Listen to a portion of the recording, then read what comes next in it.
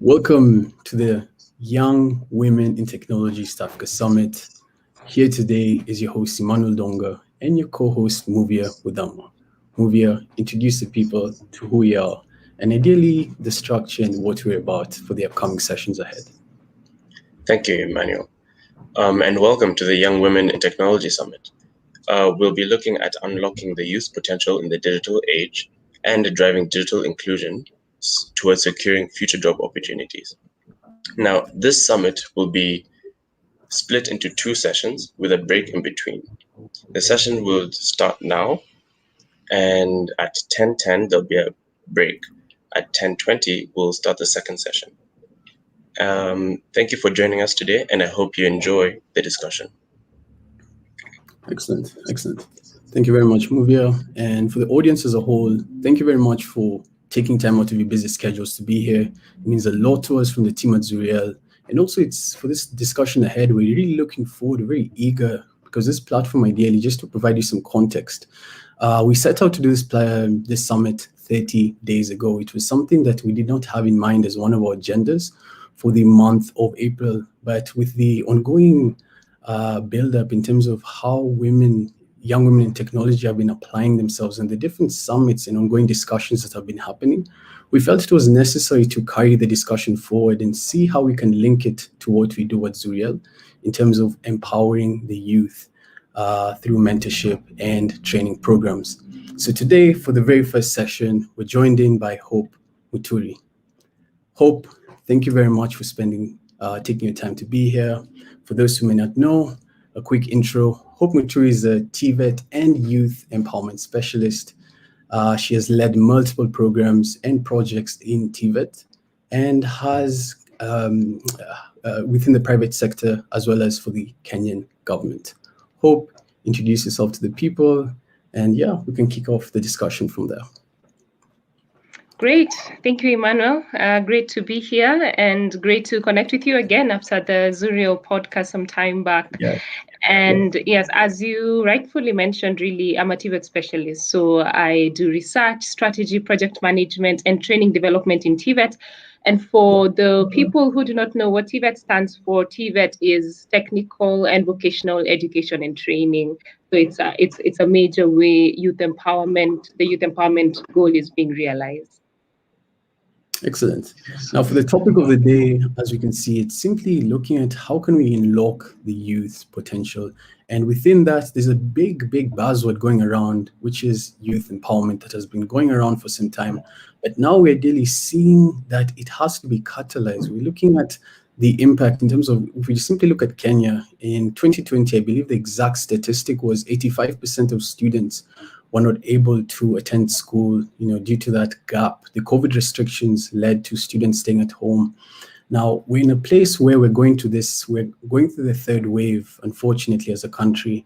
And of course, throughout the world, we're having the youth and of course, different industries as a whole being influenced and affected. Now, to kick off the discussion, we want to understand, what does youth empowerment mean? Because I believe there are a lot of misconceptions surrounding it. In your opinion, in your experience, what does the term youth empowerment mean? Okay, great. So, Emmanuel, even before I get to that, maybe let me just mention, since as you continue, I may not be able to mention it before again. So I think first I'd like to applaud you and the Zuriel team. I really like that, what you mentioned, that you came up with this idea in April, and was it 30th April, and we are here. You came up with, you said 30 days ago, a month ago, sorry. Yes, just slightly under a month ago. Yes, slightly in the month. Yes. Yes, and that really, I think it's a great example of agility that is really needed in this world, VUCA, in this VUCA world. The VUCA world means that the world we live in is very volatile, uncertain, complex, and ambiguous, and it has really been funded by the COVID season. So I really applaud you. And something else that I'd like to applaud the Zuriel team for is actually arranging this summit, Young Women in Technology East Africa Summit. One would guess that this would be organized by women themselves, but I really applaud you, men, and I think this is such a beautiful show of how the both genders can work together and complementing one another. So I applaud you. Yes. Thank you. So moving to the question, what is youth empowerment? Really, in very simple terms, from also my experience, is really empowering the youths with the skills needed to excel in the world and in the marketplace. Okay, just the skills needed. Yes. So I think yes. So you also asked, how can the tackling misconceptions surrounding youth empowerment, and Yeah. I think I will talk about two points that may sound a bit. I don't know if people will agree with them, but this is from my perspective. The Yeah. first misconception I think that is very huge when it comes to youth empowerment is the common narration that the government is not doing enough to support us, the youth. That happens so many times. And a big question that I would ask is, when would the government do something and for people to feel, oh yes, the government is actually doing enough? The reality is no government can never do enough to support the youth. The scope is so large. And many Yes. times I might say that is a misconception, because it's a common excuse that many people use, even us as youths, to put the blame game outside and not really look within. Yeah. So really pointing to without and not within. So even before we talk about the government and the private sector, what should be done, what should be not done, a question that we should Yes. ask ourselves as a youth is, what am I doing with what I have? Really, experts have proven that we have every human being has up to 700 skills. What is it that Oh, you're doing right now? So really, it is up to us, the youth, to position ourselves, and that entails a lot of work. And unfortunately, I think from our podcast, Emmanuel had mentioned that um, we can learn a lot from to some extent, many of us, our parents were more hardworking than our current generation. Unfortunately, hard work is no longer praised. yes. We praise more of the microwave stuff, and praising those who have come up so fast, and not really giving the the respect and celebration for organic growth. So really, I think it's also for us to really rearrange our mindset, position ourselves, and do the work. There's a principle called the funnel principle that I won't get into today. It's into a lot of sales, but also, that you're greater the output, the greater the input, the greater the output. So what is that? What is it you have in your hand? Which steps can you begin making? So I think that is one major misconception that people have, that the youth have, because the government is trying, honestly. And the Yes. private sector is also supporting. And to be honest, like for the latest project that the government rolled out, KOF, I remember there was an alert again for youths to apply, because not enough youths had applied. Yes, we are saying that there are no opportunities, and actually, I'll get to that. The second point of that, there are no opportunities, which is the next point. So really, what I'd wrap up that misconception is, us as youths, we cannot trick the world's principle. The greater the input, the greater the output. Um, there are people who are in your same situation or even lower, and are still succeeding. So what are you doing with what is around you and what you have in your hand, which is also your skills and talents? Very interesting points, and I can actually echo what you actually said. And for the audience members, who maybe if you didn't catch us right in the beginning, we're really looking at how can we understand the general misconceptions about youth empowerment is, and then later on into the discussion, we're going to look at what are some potential solutions towards this in terms of what can be implemented, what are some future trends that we can see coming up. But yes, hope just to directly get back to what you mentioned. I really like how you talked about, as much as yes, there could be more that could be done, or probably someone else could feel that yes, this could be more that could be done, and someone else feels that why is it that the government is not doing X? Why is it the government is not doing Y? I think that is something that not only developing countries struggle with, as well as in the West, we'll see that there's always more that can be done. So that having that mindset is very limiting towards what can actually be done towards the overall development within a society or community. And one thing I genuinely believe in terms of the capability of technology is it allows you to be at the right place at the right time. You may not have the skills or the necessary, due to lack of a better term, skills for you to be better than someone else, but simply because you're at the right place at the right time, simply because I was able to reach out to Edna, Hope, and Martha, able to set this, though probably I may not have known either of you 6 months ago. Chances are, if I wrote a cold email or tried to, get in touch with you any other way, it could have been extremely impossible. For the audience members who are having the opportunity to have this discussion live, there's this sort of new trend that we're seeing in terms of that middleman that used to exist is suddenly being pulled apart. And the youth have this unique opportunity to actually take their life in their own hands. So to just dive deeper into that topic, and let's just talk about the elephant in the room, something that I believe our government is doing their best to try solve in one way or another, which is when it comes to job readiness. Just talk to me, with your experience in TVET, what are some programs that you're currently rolling out in terms of helping the youth have the right or necessary skills towards being prepared for the job market? Okay, so Emmanuel, I've noted that down. I'll move straight to job readiness after this. I think I'd also like to comment on something that you had started mentioning, and I think you really pinpointed something about perception, which I'd like to quickly look into before now we move forward, and Sure. really a lot of the opportunities we get or do not get, or the quality of our lives, a huge part of it is from our perception.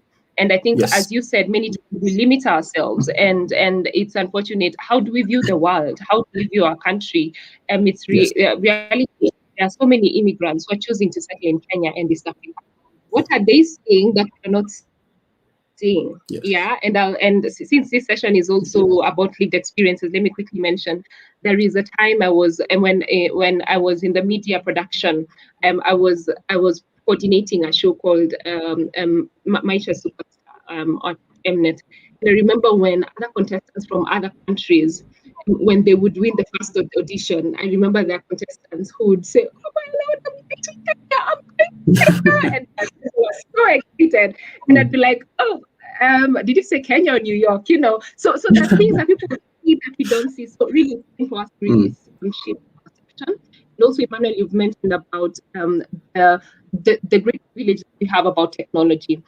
Yes. And also, a big part of it is how are we using this technology? As I mentioned during our podcast, Emmanuel, is unfortunately we waste too much time on social media, too much Yes. time on social media. Yet we can be using that time to develop ourselves.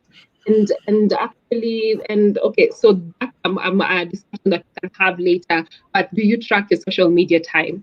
And also, Emmanuel, I think I'd like to applaud you how you mentioned about how you reached out to us, me, Martha. I think I'll applaud you as I get into that discussion of job readiness. I think I'll upload you that you have very good soft skills. Like Emmanuel sent me a voice note on LinkedIn. I get so many messages on LinkedIn, but I couldn't pass that message because I was wondering whose voice noted me, and that I think we can get into that of job readiness. So really, as I told you, being a TVET specialist, that is practical skills training for the youth.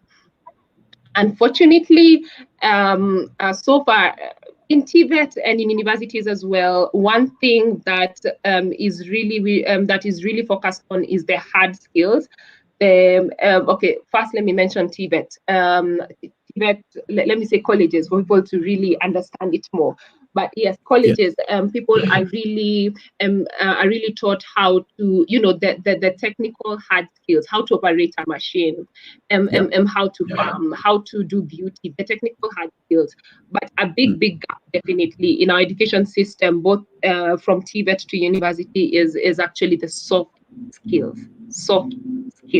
That is a huge gap, and definitely there have been initiatives by the government and also some organizations like CAP, Youth Empowerment Institute, ZZAFRIC, on really encouraging the soft skills. Yes. That is a big gap. And I think I will touch on and I think I'll touch on the job readiness a bit later on, because of the question that I know will come up a bit later. No problem. So yes, a second misconception is, I think, is that saying that there are no jobs. Yeah, that is another misconception. I know some people may feel like throwing stones right now, but it is a misconception unless you're looking for a specific ideal job. And I'm mentioning this because definitely youth empowerment is very linked to employment. And also reports from the IMF, World Bank, they state that Africa's economic growth over the past 15 years, it has been 5% per annum, and also and also the labor, the private wage employment expanded to three times faster. Definitely, there have been challenges during this COVID season, but also there has been a growth in the labor force for over 3% annum. Then the problem comes in many youths. Going back to what we discussed earlier, the aspect of perception. Yes. Many youths have this mentality that, the ideal job, the office job. And reality is, even research shows that it's only 25% of African youth who can actually expect such a kind of an office job. The rest of us, 75%, we will have to make our own create our own jobs from our own enterprises and in agriculture. And I think during this COVID season, our resilience has really been tested, our resilience and how we can reinvent ourselves. Reality is there are people who have broken down in this COVID season and have become, have become really overwhelmed by the season, and that is very, very understandable. And we pray and hope that in due time, they will come out of that and be more productive in one way or another. On the other hand, there are people who really took the season to reinvent themselves. And there are many people who lost jobs during this COVID season, but they reinvented themselves and ventured into businesses that they thought they would never do. And actually, there are a number of people who are excelling more from that. Actually, they're saying, I will not go back to my job because I'm actually earning more and I'm more fulfilled and I have more time for other things. So yes, that that aspect of there are no jobs, it is a misconception. As I stated earlier, you as a human being, you have at least 700 skills within you. So what can you do with your hand at this state? So Emmanuel, do I proceed to job readiness, or you would like to comment or ask a question?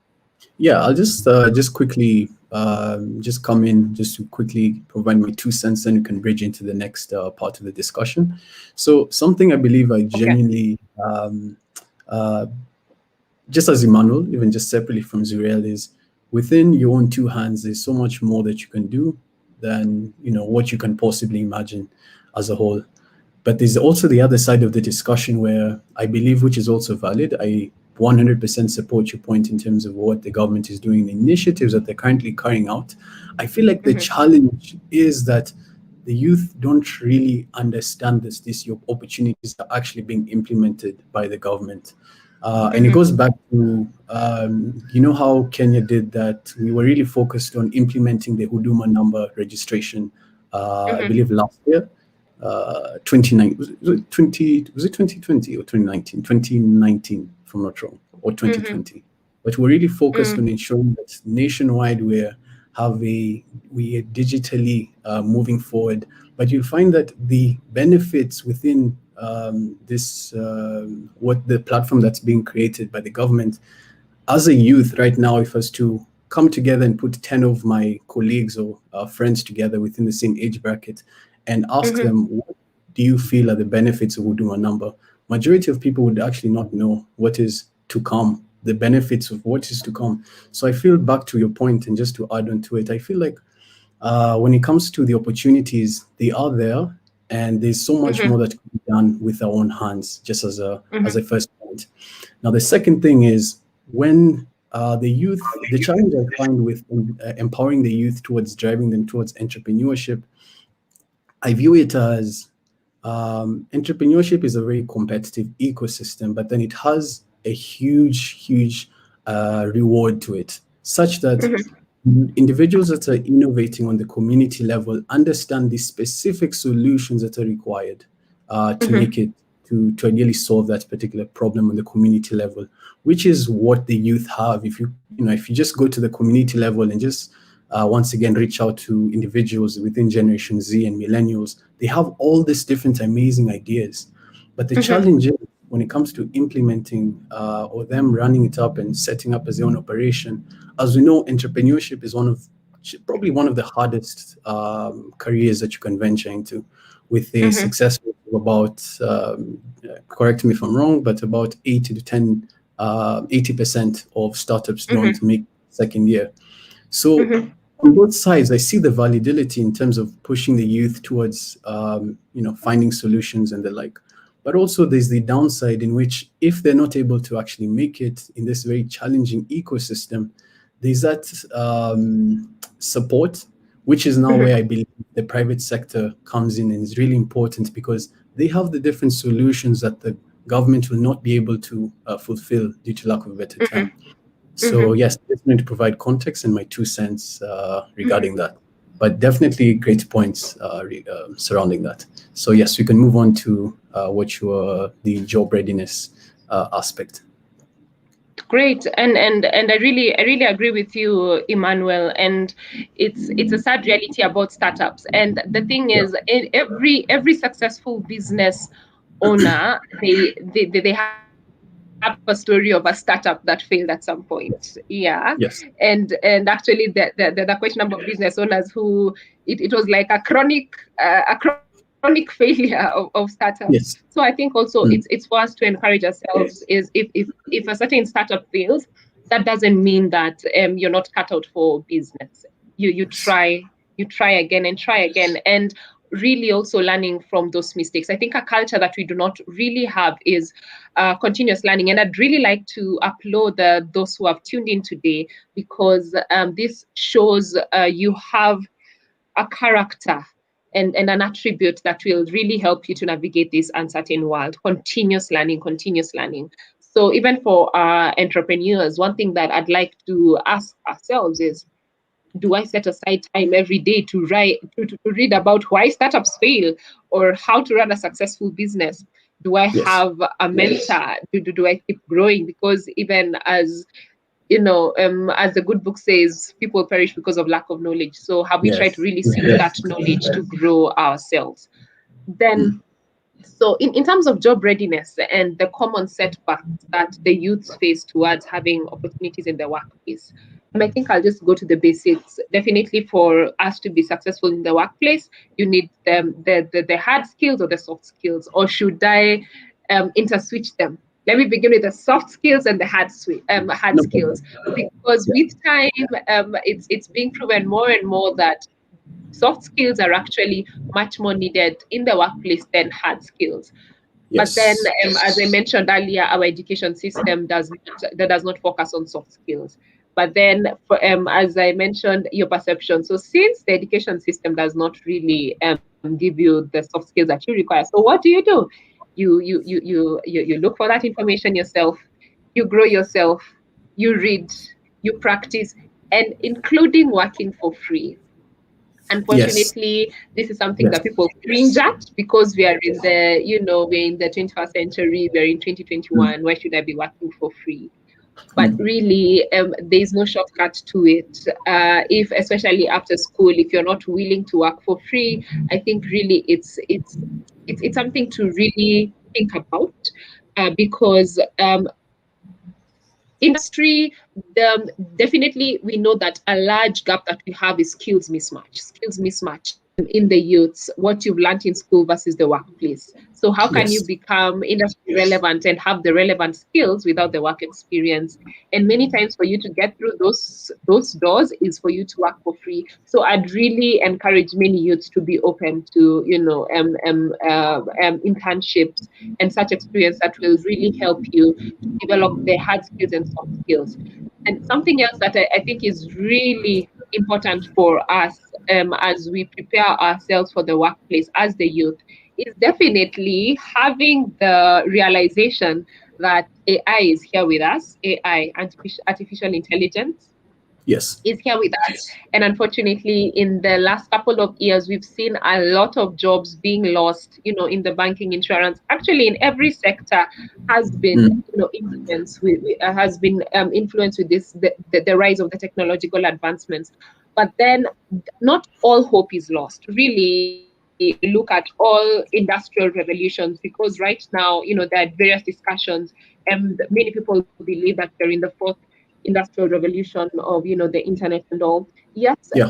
it is scary that we know that many jobs will be lost because of Mm. the technological advancements, AI, and it is reality really.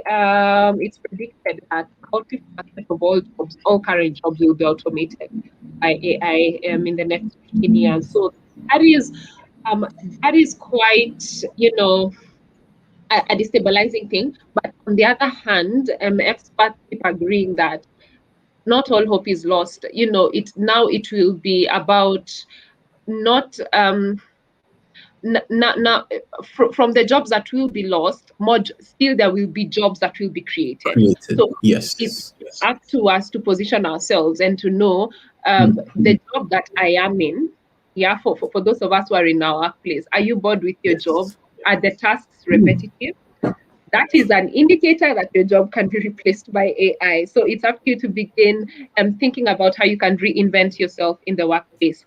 So, and there are things that we have or can develop as human beings that can be very hard to be replaced by machines. And I think Mm. I can quickly run through those attributes that we can really look into and be intentional in building. Because when we have these skills, they're the skills that are really needed for the future of work as we become, more technologically advanced. And definitely, the number one skill is creativity and problem solving. I know there are some things I will say, and people will be like, yeah, we've had all those things. Really, it's up to us to look at these attributes with a different lens. And Yeah. definitely know what creativity and problem solving is, and Mm. also really also looking into creativity. Actually, a recent LinkedIn study showed that creativity is the most on-demand capability that recruiters look for Yes. from a LinkedIn study. Yeah. So it was creativity, then problem solving, and it's surprising since also in our CV, does your CV have you indicated creativity or problem solving at some point, and not as a buzzword? Emmanuel, you mentioned the term buzzword. Yes. Usually in CVs, there are a lot of buzzwords that we write. Yes. I'm hardworking, I am many. Those are Yeah. words any HR professional will tell you, they really overlook. What you Mm. should say, what you should show is giving experiences that portray you're being hardworking, you're being creative, you being a problem solver, not just saying them, but putting it in action in your writing. So, and experts say that AI and robots are I think what I wanted to say, I'll mention a bit later on. The second attribute that we really should need to have is emotional intelligence. Yeah. Emotional intelligence, that's an attribute that AI and robots will have a very hard time, and also will have a very hard time catching up with. Emotional intelligence, we know it, EQ, it's a person's ability to be aware of and control and express their emotions, as well as being cognizant of the emotions of others. So this is emotional intelligence. And unfortunately, again, in our school system specializes in IQ. Yes. Yeah, Mm. yeah, it specializes on IQ. So it doesn't really specialize on EQ. So these are the attributes that we can look into and grow.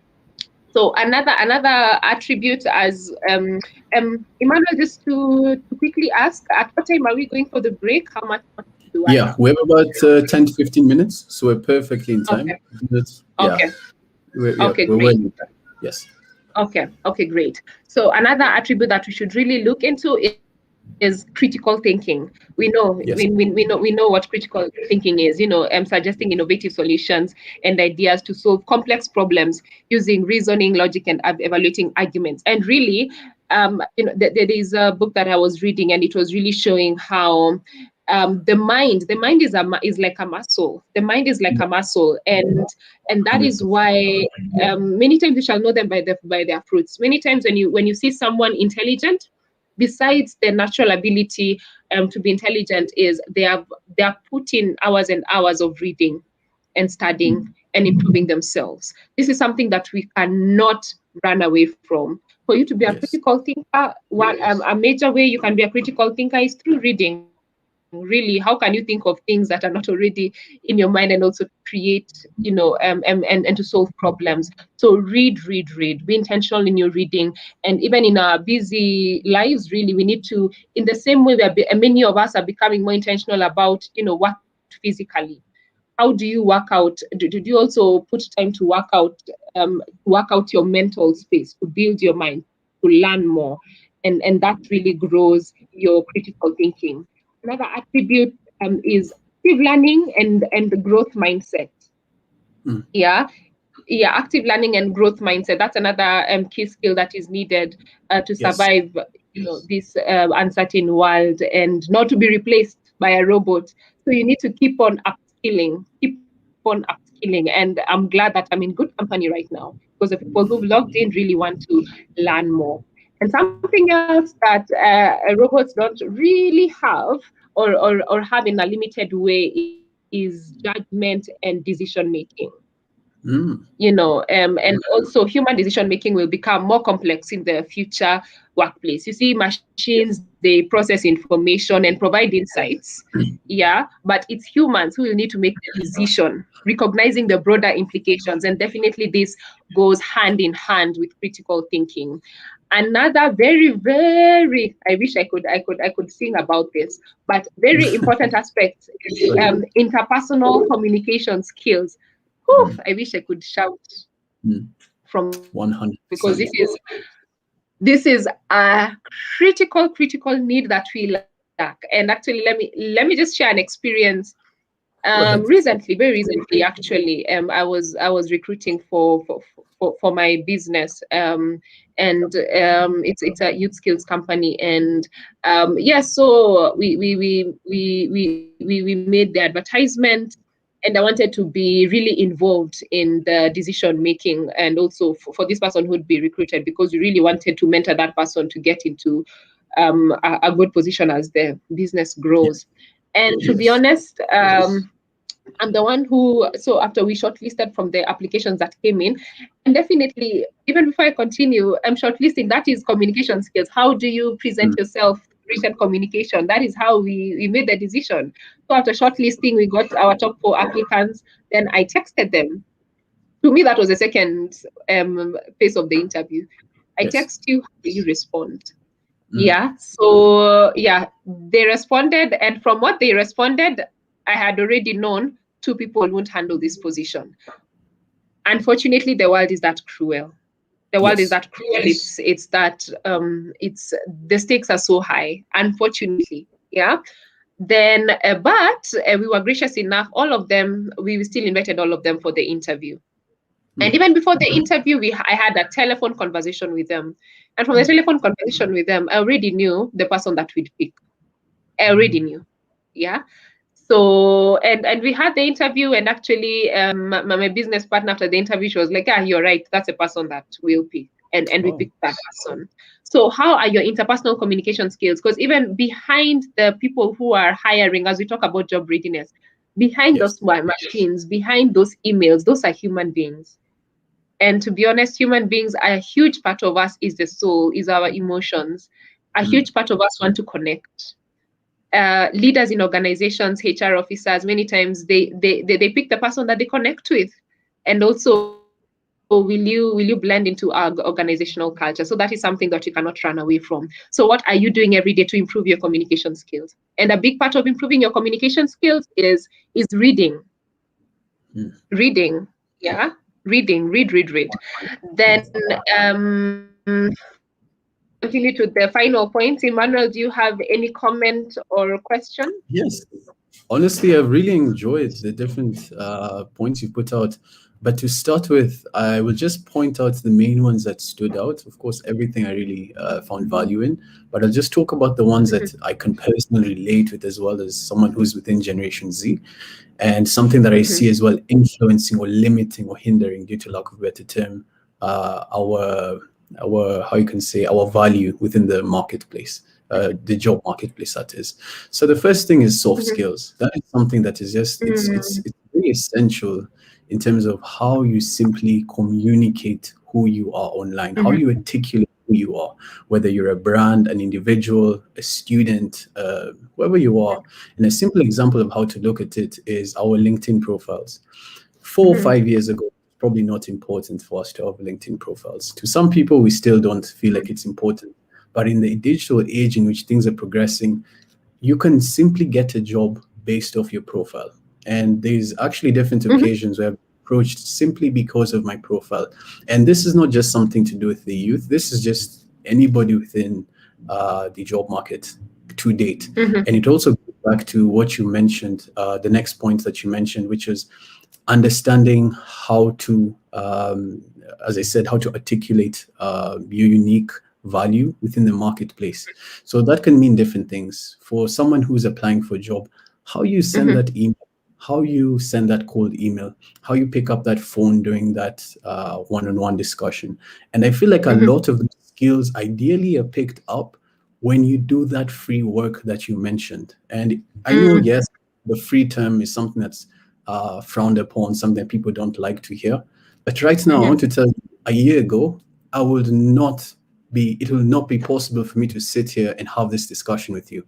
I'd be stammering. I'd be like, I would not even be able to reach out to you. I don't think it will be possible for me to have the lovely guests that we're having, such as Martha and Edna and yourself. It would not be possible because there was just certain things that had to ideally be perfected and brushed over in order for then you to see this platform as something of value. So I think that whole aspect of taking your own career into your own hands and going hands-on into the digital place is something that will really catalyze the career growth of a lot of people, and something that we're working on Zuriel, something that's really excited about to launch in the month of June.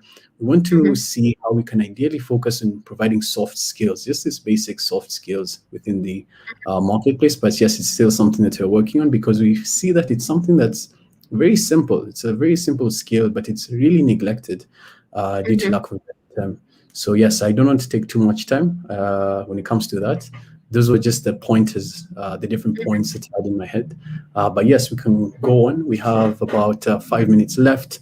So within this next 5 minutes, I'd like to ask, in terms of the work that you do at TVET and what you've seen, what do you feel as, in terms of the programs that you're running, what do you feel are the main areas that young people need to focus on? Yes, there's the hard skills that are being provided, but what do you feel is that one skill that's you could even echo what you mentioned about soft skills. But what do you feel is that one aspect that's holding the youth back in terms of thriving within the workplace? Okay. So as I mentioned that, I'll quickly, because also time has gone. I think I'll quickly mention the other skills that will help us to navigate when technology and robots, all that. So leadership skills. Then also another skill is diversity and cultural intelligence. And now the other skill now is technology. They're definitely being technologically savvy. And as you can see, that is the only part technology is being mentioned, because for you to thrive in this uncertain world and this uncertain AI world, that is just one of the aspects. and all the other aspects are really related to soft skills. And the other attribute is embracing change. Do you embrace change? Are you Yes. rigid? Things are changing. So even if your natural personality is being rigid, that is something that you need to work on. And I think the final skill is something that what I mentioned from your question is the one skill really. I think I'll repeat again: soft skills and Yeah. empathy. Soft skills and empathy. This is what has been said over and over again, that definitely AI cannot take over from the humans. So even in this hard world, tough world, do you still have your empathy? Do you build your soft skills? And really, it's a lot of work to build these things. And I'm not saying that you have to create like 2 hours each day to read on these things. No, I think with the busy world that we are in, personally, I live by the 1% rule. There's a rule called the 1% rule. For anything that you want to grow in, it's better for you to work on it each and every day. What is it that you can do for like 15 minutes each day to grow? So really, the 1% rule, it just mentions about doing something small to achieve your goal. So if you Yeah. want to, if there's a certain skill that you want to grow, what one thing can you do every day so that you can achieve your goal? And by the end of the year, you'll have made 365 steps, and that is much more impactful than setting a goal that you cannot achieve. So for me, I live by the 1% rule, and yeah, so that is what I would mention. And also from what you had asked Yeah. about what is being done in Tibet right now, different stakeholders in the government, the government and different stakeholders, we are really trying to bring in the soft skills aspect, and also the digitalization of Tibet, really skilling, helping the youth to be skilled and be relevant in what is demanded in the workplace right now. And actually, I'm so glad there's something that you guys will see soon. It's a platform that we'll be launching soon. It's called Cradle. We are digitizing placements and career counseling and guidance and placement. And I think that is something that we should all watch out for. We will be launching it in about a month's time. I can't give more details, but I think that is one of the huge things Yeah. that is happening. So there are steps that are happening. So it's for us really to position ourselves. Excellent, excellent. So we've definitely reached the end of the session. I've really learned a lot as well on my side. And for the audience members, thank you so much for reaching all the way until the end.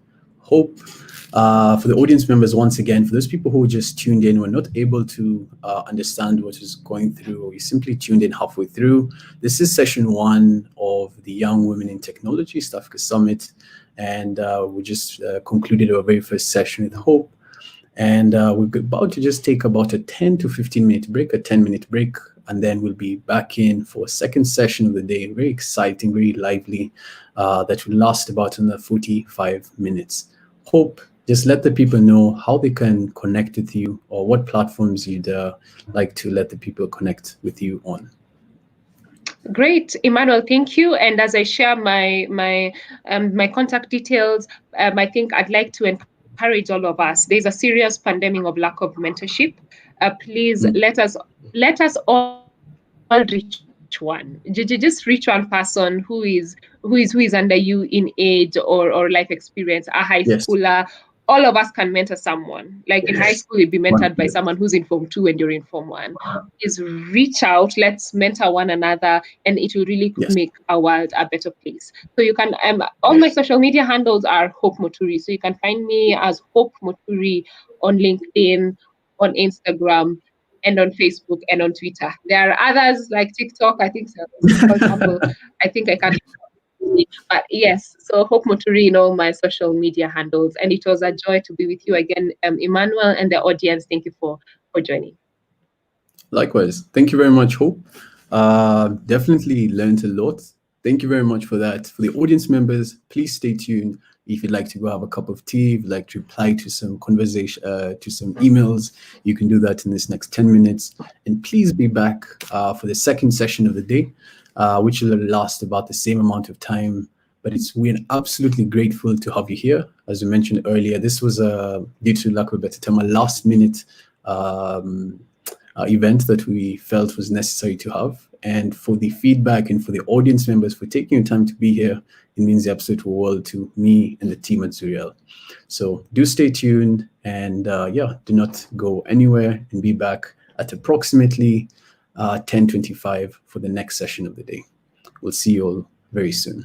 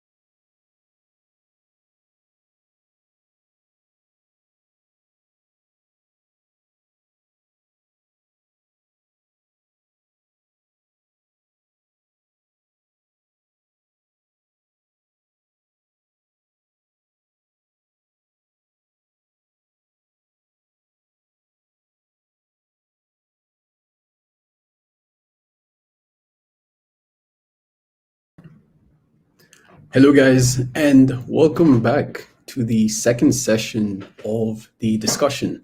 Ideally, we'll be focused on driving digital inclusion, having those discussions in terms of how can we have these discussions. When it comes to digital inclusion and the whole digital space, you'll find that it's a very complicated topic, mainly because there's not one set answer as to how to do it and how to get it done. So today with us, we're joined in by Martha Wanjala as well as Edna Karijo. And I'll just have them come in. Welcome, Edna. And Martha, welcome to the discussion. There we go. Let me just have this up. There we go. Right. So with us, we have Edna. Martha, kindly confirm you can be able to hear us on your end. Yes, I can hear you, but I'm trying to work on my camera. I don't know what's going on. Are you able to see me? Sorry about that. On my end, I'm not. Let me just see what is. Sorry for that. Let me just see how to do it again. Okay. Just a slight technical difficulty. Just a second. Right. Are you able to hear and see us on your end? Yes, I am. Okay. Let me just see if we can just have you kindly just rejoin the session. Probably it's just a slight, it happens all the time, even as we're recording our podcast. For the audience members, just bear with us just one moment, just a slight technical difficulty. Right, we'll just allow Martha just a minute or two just to come back. Otherwise, for the audience members, thank you so much, as I was saying, for being with us. The next session upcoming is we're focusing on driving digital inclusion towards securing future job opportunities. And as I mentioned earlier, when it comes to the whole space with understanding digital and the ongoing transformation, there's no one set answer. There's no one set opinion when it comes to this. And we're looking to a fun and engaging discussion of exchanging ideas and simply seeing how we can move forward in identifying areas of synergy and different solutions in mind. So as we're waiting for Martha to come in, on screen, we have Edna Karijo. Edna, thank you so much for taking time to be here. It means a lot to us at the team at Zuriel. For those who may not know, Edna is a public policy specialist and a program manager at eMobilis, an award-winning technology and digital training institution in Nairobi, Kenya. She's a leading advocate of digital skills/inclusion and meaningful youth engagement, with a career spanning majorly in the business industry and technology sector as a whole. Edna, thank you so much for making time to be here. Kindly introduce yourself as we wait for Martha to just join back in. Introduce yourself to the people, who you are, and simply what you do. Thank you, Emmanuel. Good morning, everyone. It's a great pleasure to be here, and thank you so much for the invite, Emmanuel. I was really excited to have been selected as a speaker for this summit, and good job to you and to Movia and to the Zuriel team for organizing this. So as Emmanuel has mentioned, I'm a public policy specialist, and I also work at eMobilis as the program manager. Over the past couple of years, I've been involved with digital skills advocacy and digital inclusion, and also mentor young people in the tech space. So it's exciting to be discussing this, especially during this period when the digital economy is really on the uptake, and most importantly, to be discussing digital inclusion, which is really key, as you'll get to hear in the discussion, looking at audiences that have the risk of being digitally excluded with the rise of technology. We'll be looking at some of the myths and misconceptions, and we'll also discuss how to empower young women to promote themselves when it comes to technology, and to provide an enabling environment for women and also other groups that risk being excluded from the digital economy. So thank you for having me, Manuel, and looking forward to the discussion. Absolutely, absolutely. And as well, thank you very much for taking the time to be here. It means a lot to us as well from the team at Zuriel for the upcoming discussions and also potentially what will be discussed as well. So once again, Martha, apologies about that. It's just a slight technical difficulty. Happens all the time. It's no problem at all. For the audience members, with us is Martha Wanjala. And for those who may not know, Martha is a seasoned communications and development specialist who is passionate about youth empowerment and leadership development as a whole. She's a firm believer in the power of communications and public advocacy as an authoritative tool in challenging and highlighting social norms and issues.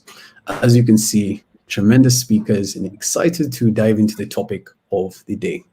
Martha, we'll have a chance to quickly get your 2 cents just to lay a foundation for the discussion ahead. In your own words, how do you describe the term digital inclusion, and what do you feel is the importance of it, just for people who may not know or understand what that buzzword digital inclusion is about?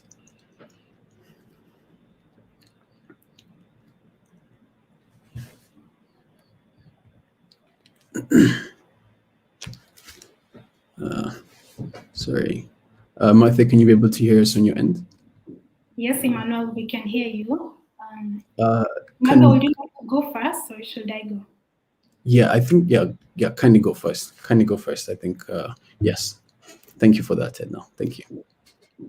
All right, let me quickly give a background with regards to digital inclusion and how this term comes about. So when you look at the digital economy, which most people refer to as the internet economy or the web economy, so with the current uptake and rise of technology, there are certain groups that are bound to be excluded or left behind. In fact, there are some groups that have already been left behind when it comes to the digital transformation. So there's a high risk of inequality for some specific groups, and we're talking about individuals like youth, women, rural communities, persons with disability, minorities, the elderly. They may not have access to the internet. They may be disadvantaged either because of lack of skills, lack of connectivity, access to devices, laptops, phones, affordability of internet. So such groups are already disadvantaged, and they are bound to be excluded when it comes to the digital economy. So digital inclusion is making sure that these groups actually have access to the digital economy opportunities, making sure that they're able to harness the digital transformation, and making sure they're not left behind. So that's where the term digital inclusion comes in. With regards to misconceptions, I wouldn't say there are misconceptions per se, because the word is very straightforward. But maybe for some people, they think that because Kenya is doing quite well with regards to ICT and technology, it's the same for everybody. So that's what we are setting the record straight by saying there are some groups that have actually been left behind, and we need to advocate for these groups to be brought on board and included in the digital transformation. Also, maybe just to mention some statistics so that we can put perspective to this, Emmanuel. Yes. So, for Kenya, we are doing quite well when it comes to policy. In 2019, we had the Digital Economy Blueprint that was launched, the Digital Economy Blueprint for Africa. Last year in 2020, we also have the draft, the Digital Economy Strategy, which actually focuses on specific key pillars. And one of the key pillars that it focuses on is digital inclusion. So with regards to frameworks and policy, we are doing quite well as a country. So now when you look at the statistics of the actual uptake of technology, so as per some of the studies that have been done, Yes. So 21.5% of rural youth don't own mobile phones. So that's whopping 21.5% of the rural youth, as compared to urban youth. So when you look at urban youth, only 6.9% do not own a mobile phone. So clearly you can see the difference and the gap. So that means the youth in the rural areas are already disadvantaged and being excluded from the digital transformation. When you look at the gender also statistics, 13.4% of men do not own a mobile phone. When you compare that to women, it comes to 19%. So clearly, for the women, they're already being left behind, and this is a group that we have to really advocate for when it comes to digital inclusion. So inclusion is ensuring that these groups are not left behind and that they're included in the digital transformation. Back to you, Manuel. Excellent. And I feel like you've laid a solid foundation in terms of just understanding where we're at in terms of providing the facts in form of data. I think that's something very crucial to understand, because when I think of the terminology digital inclusion, there's different factors that lead or just spill into that leads to that divide. So let's just talk about women who are interested, or just young women who are interested in pursuing technology.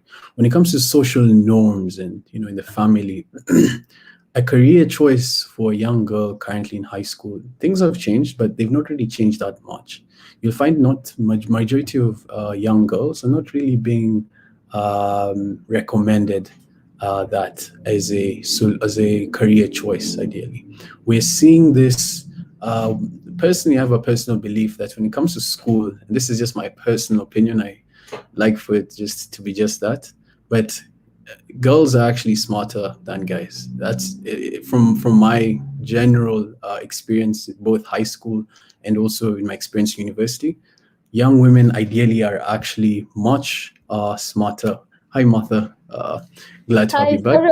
sorry about that. I think I'm having a lot of connectivity issues. Yeah. Hope it will be okay now. No problem. Honestly, it's just one of those things that we just out of our control. But yes, we're just talking about. We just ideally just started talking about describing what digital inclusion is, and we're still on the surface level, so we still have much room to go as a whole. So yes, as I was mentioning, ideally you'll find that, and as I said, it's my personal opinion, but girls ideally are much smarter when it comes to performance. But you'll find that that's not really translated within the tech space. They're not really encouraged. They're not really pushed towards that direction. You have a whole group of people who have amazing ideas, amazing solutions, but they're not being given the opportunity on the family level, the foundational level, to push towards being involved in tech. But that's a whole other topic of discussion as a whole, but something I just thought was interesting based off what you mentioned. So Martha was simply kicking off the discussion by trying to understand your definition of what digital inclusion is before we dissect it as a whole. All right. Thank you, Emmanuel, and thank you to the team at Zuriel for organizing this timely conversation. Edna, so nice to connect with you again on this platform. I've known Edna for quite a while, and we are all grateful for their contribution you're making towards the digital inclusion of young women and young women. So for me, personally, let's just take the COVID-19 pandemic for an example before I go to my understanding of what digital inclusion is. So if there's one thing that the coronavirus has showed us, is that digital technologies are positive enablers in times of a crisis. So for instance, during this time, we are using tech to connect with families all over the world that, during lockdowns, we are not able to meet. We're using digital technologies for business continuity, for education. Young people are working from home. People are working from home. People are schooling virtually and all those things. And today, and even beyond the COVID-19 pandemic, which will be our new normal, as we are calling it, the world is really going to depend on technologies and innovations which are backed by STEM, that is science, technology, engineering and mathematics in many areas of life, be it manufacturing, healthcare, education, service delivery, e-commerce, and basically everything. So STEM is basically a key driver for the fourth industrial revolution. However, having said that, and just before I go to my other point, statistics show that it is estimated that 90% of future jobs will require ICT skills and knowledge. And also approximately, I think it's about 2 million new jobs, according to ITU, that will be created in this sector. And then 60% of the global GDP will be digitized by 2022, which is not far, it's actually next year. So we all see the fourth industrial revolution continuing to increase in terms of change in the ICTs and also, just technological sophistication. However, a huge percentage of the people, and I will say even 50%, which is women and young girls, are being left out in terms of the use, the access, first of all, of technology. Secondly, in terms of the use of that particular technology. And we have a number of issues which I know we'll get into maybe in the second phase. And also just leadership in the digital economy. And there are a number of reasons why there's this huge gap, especially when it comes to to women and young girls. However, also when we talk about exclusion, we're not just talking about women and girls as a homogeneous group. We also have men, young women who are suffering other forms of discrimination. For instance, people living with disabilities, who are also part of this inclusion. So when we talk about digital exclusion, we're not just talking about women and young. There are different categories of people who, for one reason or another, are not able to access these technologies. They're not able to use them at least effectively or efficiently, and they're not being part of the leadership in terms of innovating or coming up with these technologies and deciding how these technologies are going to be used. So, having said that, my understanding for digital inclusion is where every member of the society, regardless of where they come from, where they are located, regardless of their gender, race, they are able to maximize the available technologies. They're able to access the technologies. They have the knowledge and the technical skills to use these technologies, and they're able to have a voice in how these technologies are, brought about, how the infrastructure is working for them, and also importantly, they're able to be safe while using these technologies. Thank you for that. And also providing a wide scope in terms of providing different areas of discussion, touch points to look at in the sessions ahead, in the couple of minutes that we have ahead. Right. So just to dive deeper into it, you've mentioned the audience members have had this broad understanding or just a vague understanding of what digital inclusion is. Now, let's take the reality on the ground. Edna, what are some challenges or obstacles, common challenges that you feel are hindering when you're specifically talking about developing countries? What do you feel are some common challenges that you see throughout the country that's hindering digital inclusion as a whole? Thanks, Emmanuel, for that. And I just want to echo, the words of Mother. A couple of groups are being left behind, not just young women, but also young men, especially those in the rural areas. So we have to make sure that we advocate for digital inclusion for these groups. So when it comes to the challenges that developing countries are facing, and not just developing countries, even developed countries also face challenges with regards to digital inclusion. If you look at the latest reports that have been released, there's a report that was released just recently on Africa ICT readiness by the World Bank. I hope you saw that on Twitter. So Kenya is doing quite well when it comes to ICT readiness. We're actually number 2. South Africa is leading when it comes to ICT readiness in Africa, and they look at a couple of things, from skills to infrastructure. They they look at readiness even of the country. So South Africa is leading and Kenya is second.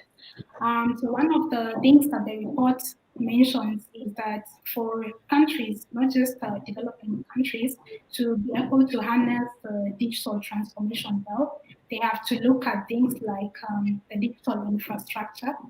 So the regulatory frameworks that they put in place, the policies that they put in place. They also have to look at provision of reliable and affordable electricity, which is normally a major challenge to the groups in the rural areas where electricity is not consistent or may not be that affordable. So that hinders them from taking advantage of the digital economy. The other thing that they mentioned that is a challenge or can be a hindrance to digital transformation, ICT uptake, is education and skills. So this is one of the things that developing countries are actually struggling with, and Hope mentioned earlier in the first session what TVET is trying to do and the government is trying to do to incorporate soft skills and digital skills in the curriculum so that it's not just very technical.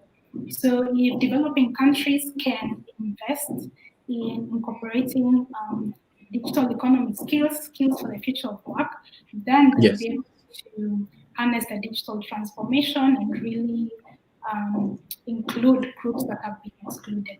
So these are some of the things that countries can do. So apart from the policy aspect, they also need to look at the programmatic aspects as well. Very interesting points. And one thing, Martha, is probably direct this towards you, and I really got this from I had the opportunity to be part of the Digital Transformation Africa Summit about a month and a half ago, and one of the key themes that was echoed throughout the summit was, in order for a country to transform, the people have to transform first. It's not possible for this digital transformation to simply be put on the people. There has to be that ongoing, or that the people really, as I said, really have to have been transformed. Martha, on your end, and based off your experience, what do you feel are the 1 to 2 key areas? Because I believe when it comes to transformation and digital transformation as a whole, as we are talking about digital inclusion, as I mentioned in the beginning, there's not one way of doing it. It requires a 360-degree approach to get it done, and involving different sectors as a whole. But what do you feel are the key areas that need to be worked on in order for this inclusion agenda to be a reality? Thank you, Emmanuel. I think I'll start by saying that often people who are already excluded from social and economic opportunities tend to be digitally excluded.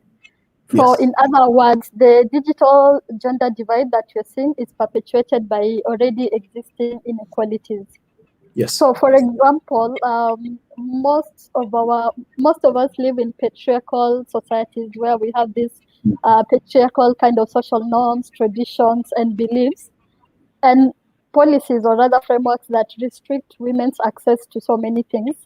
And then digital exclusion also becomes another one. Because, for instance, if you're living in a society where even economically you are excluded, and remember, for you to be able to access digital technologies, you need to have money. Data is very expensive, for instance, for you to be able to use it.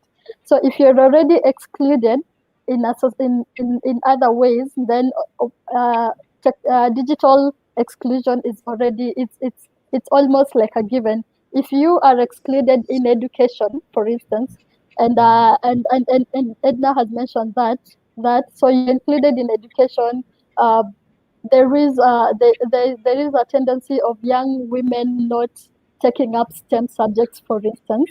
And for those who take up STEM subjects, it's very hard for them to transition into STEM careers. And for those who transition into STEM careers, statistics show that women, especially at the early ages of their careers in STEM careers, they tend to be paid like 29% less than men in the same field doing the same work.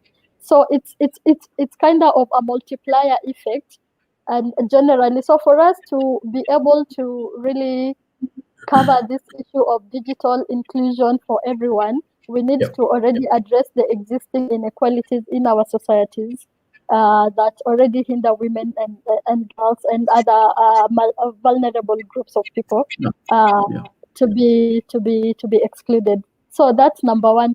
But more specifically, when we come to education, and specifically when we talk about STEM careers, these girls' achievements and interests in STEM are shaped by their environment. So this is at home.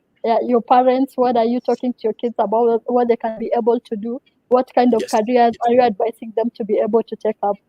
Teachers, even in school, I remember, I don't know if it's still the same, but I remember in high school, there are times you have to choose which subjects to take on.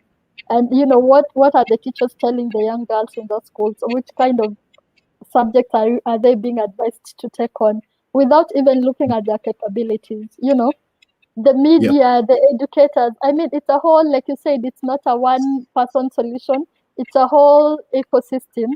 So if we expand our education opportunities, and I'm glad Hope was here earlier on, and they're trying to work on TVET so that we're not looking at only the formal kind of, I mean, TVET is formal, but not only the mainstream kind of education that you're talking about, then we can be able to address also these things. And one thing I really want to mention, technology is not gender neutral. So innovation and technology really reflect the people who make it. So if there's gender imbalance in the number of innovators, designers, and leadership, it is highly likely that the infrastructure or service being developed will not take into account the specific needs of other parts of the population. So young women and girls will not only be consumers of the innovation that has been that's out there, but they should be part of the innovating team. So while we're looking about building the digital literacy, let's not look only at how do they access mobile tech, how do they use social media for their own benefit, how do they use other things. Because remember, for instance, encouraging young women and women to use technology, you have to look at the other effects of them, and you also have to look at why are they not using these platforms. For instance, digital tech-led violence is a thing. I don't remember the exact term that is used, but a lot of young women and a lot of women are shying away from conducting businesses online, from putting themselves out there because they fear violence. So violence is not only physical, like it used to be. Right now, even they're being targeted online, they're being harassed online. So, and they want to keep themselves from such kind of spaces. So if they were part of the leadership in innovating those platforms, they can be able to look at some of the things that affect them and hinder them from using and accessing those platforms. So in a nutshell, in terms of when we're looking at challenges and solutions, how do we go about it? We are not only looking at, they have to access, they have to use it. We have to look at other forms of marginalization that, lead to this kind of inequalities, why they are not being there, and what are some of the solutions that come about. So it's policy being in place. It's people actually us implementing those policies. It's us working with tech firms to be able to ensure that they have put up, in kind of infrastructure that can protect and ensure that people can be able to participate in e-commerce and be there in a digital world in a free space. Very interesting. And just to quickly shout out Esther sorry for saying your name wrong, Esther. Your name Esther Escalante. Sorry about that. I like the point that you in the comment section you said something very important. Also, age. Our elderly matter too. They just need more interaction and care. Something very, very important. Martha, I really like how you highlighted and really really provided amazing points. And as well, this right here is something that I also didn't think about. So, our focus is young women, but also the elderly right now, really, because you'll find that online, I hope I'm not diversing going too far off the discussion of the day.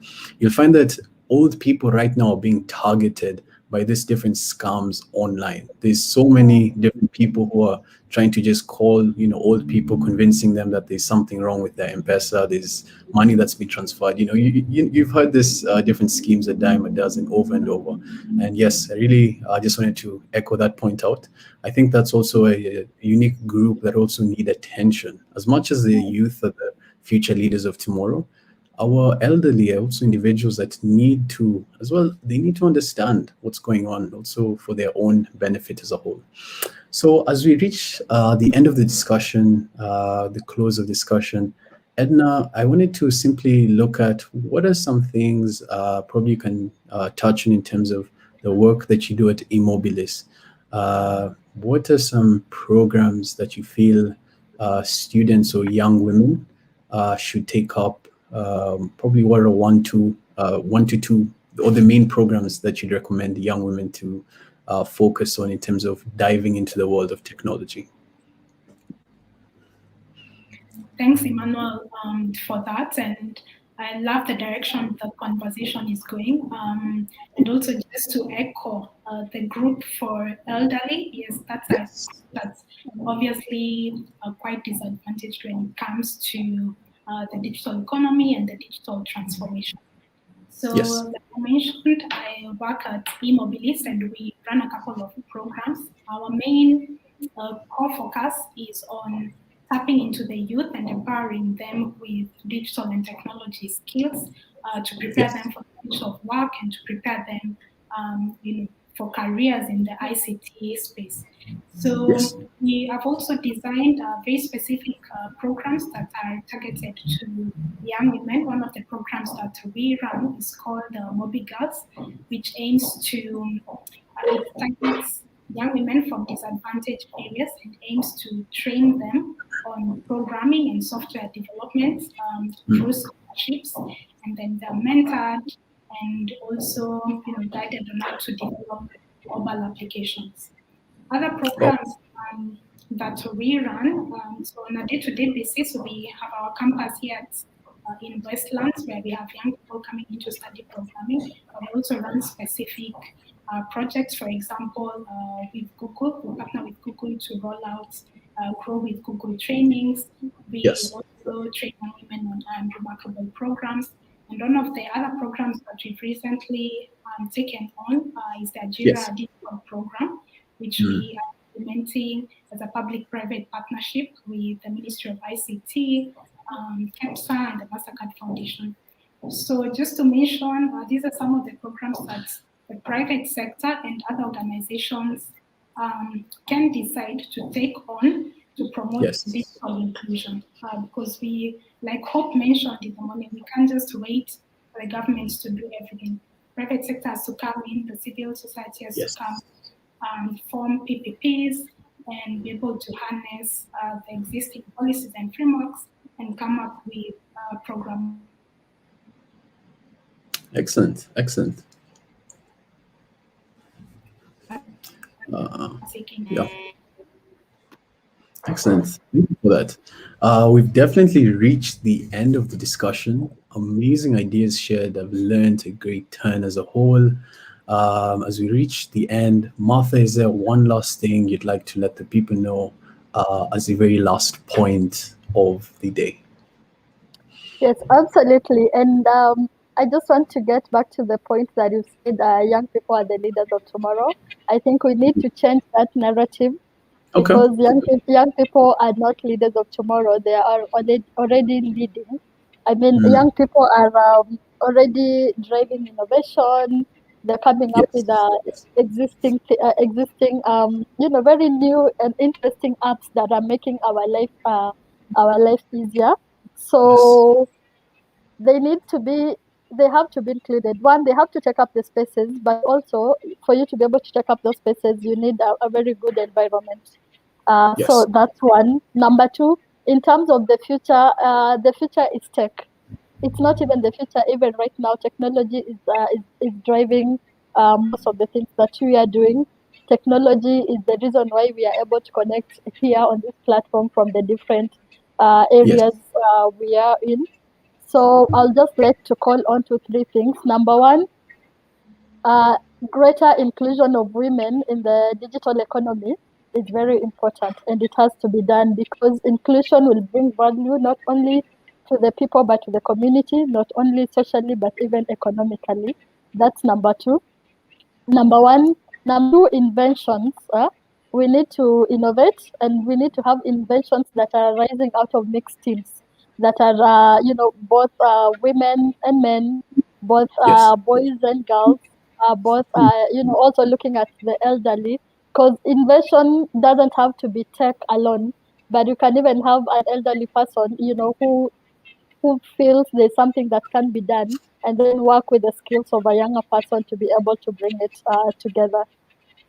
But and the last thing that I'd really like to call, and I know I have emphasized on this one, is the safety of women and girls online. So as we're looking at Yep. technology and digital inclusion, it is important just to look beyond the technological aspects and also Yes. pay attention on how these structures affect its users. Because I think one principle we all live by is the principle of do no harm.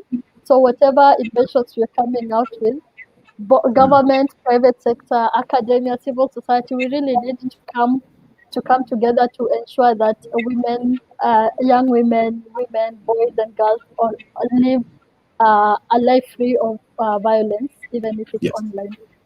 Thank you.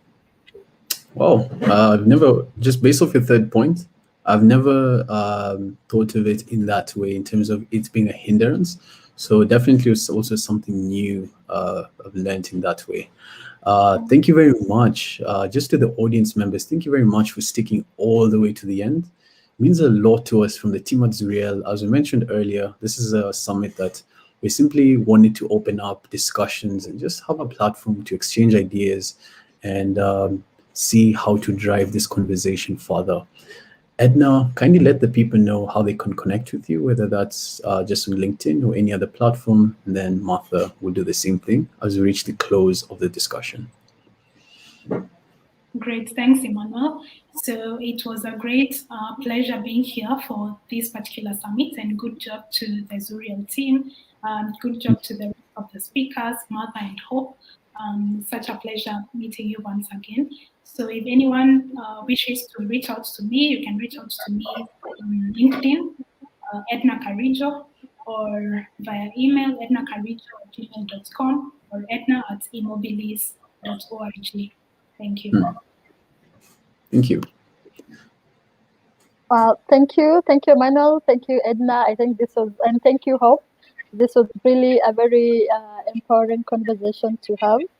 I am everywhere, so you can reach out to me on all the social media platforms. My name is standard. It's Martha Wanjala. You can find me there, but I'm a bit of an old school, so email works best for me, and you can reach me out on Gmail at martha.wanjala@gmail.com, and hope to continue having this kind of conversation. Likewise. Thank you very much. Once again, for the audience members, thank you very much. Friday is a very difficult day to just get 1.5 hours, even just an hour of your time. So for you being here, it means a lot to us. I can't stress that enough. We have exciting conversations that we're looking to have in the next 6 months. We're looking to have monthly discussions just like this.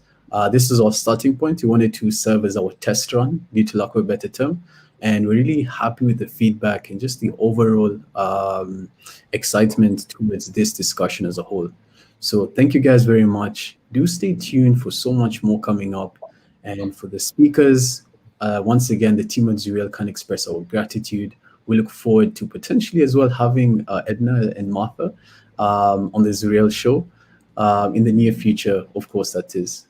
It's been an absolute pleasure. And definitely, may God bless you all, and may you all keep safe. And yeah, we look forward to gathering once again. See you soon. And this has been the Summit of the Young Women in Technology East Africa. As we look forward to the next summit, which will be in the month of May, we'll be looking at understanding Industry 4.0 and how it's influencing the agricultural space. And we have some interesting as well discussions coming up. But yes, that is for another time. But for now, grateful for the opportunity to have you with us. Have a good one. And yes, may God bless you all. Goodbye.